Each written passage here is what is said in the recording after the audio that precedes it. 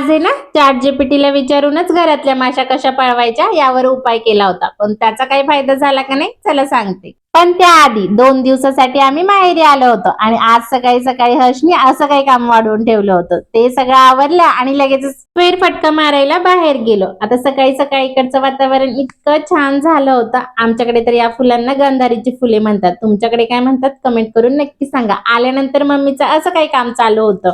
आता हे सगळं बघायला आमच्या हर्षूला तर खरंच खूप आवडतं. आता ते सगळं झाल्यानंतर लगेच चुलीवरचा गरम गरम कडक चहा पिला. आता मम्मीने लावलेली ही हळद खरंच खूप छान आली होती. आता आमचं इकडे हे काम चालू होतं, तोपर्यंत हर्षूची मावशी आली. आता येताना खाऊ आणला होता, त्यामुळे तो खूपच खुश होता. आता दुपारनंतर घरात खूपच माशा आल्या होत्या. म्हटलं यावर काहीतरी उपाय करावा. चॅट जीपीटीला विचारलं तर भली मोठी लिस्ट दिली. त्यातूनच हा उपाय केला होता, तो म्हणजे कडुलिंबाचा धूर. याचा बऱ्यापैकी फायदा झाला होता. असा काही होता आमचा आजचा दिवस. चला भेटूया नेक्स्ट व्हिडिओ मध्ये. तोपर्यंत बाय.